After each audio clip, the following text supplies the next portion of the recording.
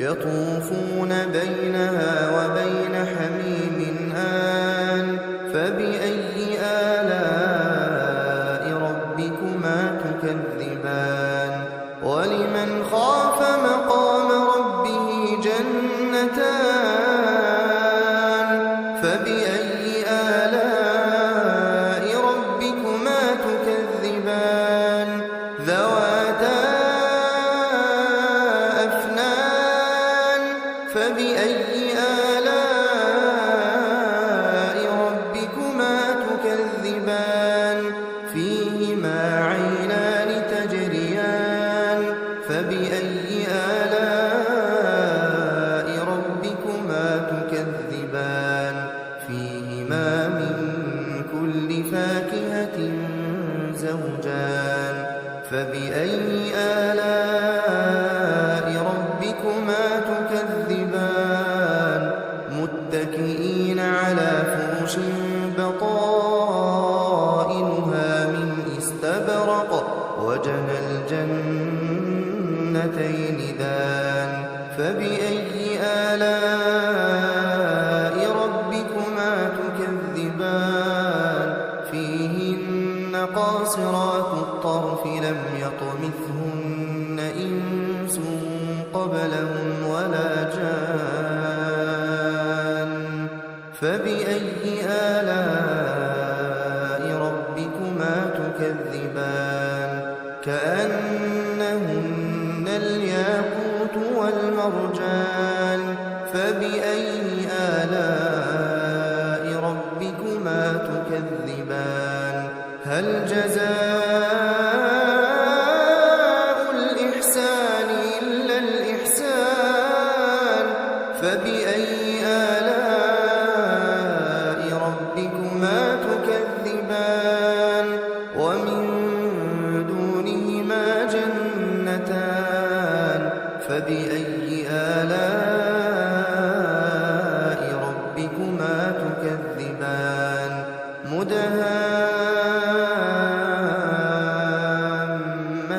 مدهامتان فبأي آلاء ربكما تكذبان فيهما عينان نضاختان فبأي آلاء ربكما تكذبان فيهما فاكهة ونخل ورمان فبأي آلاء ربكما تكذبان فيهن خيرات حسان فبأي آلاء ربكما تكذبان حور مقصورات في الخيام فبأي آلاء ربكما تكذبان لم يطمثهن إنس قبلهم ولا جان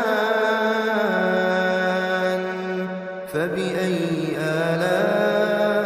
آلاء ربكما تكذبان متكئين على رفرف خضر وعبقري حسان فبأي آلاء ربكما تكذبان تبارك اسم ربك ذي الجلال والإكرام بسم الله الرحمن الرحيم الرحمن علم القرآن خلق الإنسان علمه البيان الشمس والقمر بحسبان والنجم والشجر يسجدان والسماء رفعها ووضع الميزان ألا تطغوا في الميزان وأقيموا الوزن بالقسط ولا تخسروا الميزان والأرض وضعها للأنام فيها فاكهة والنخل ذات الأكمام والحب ذو العصف والريحان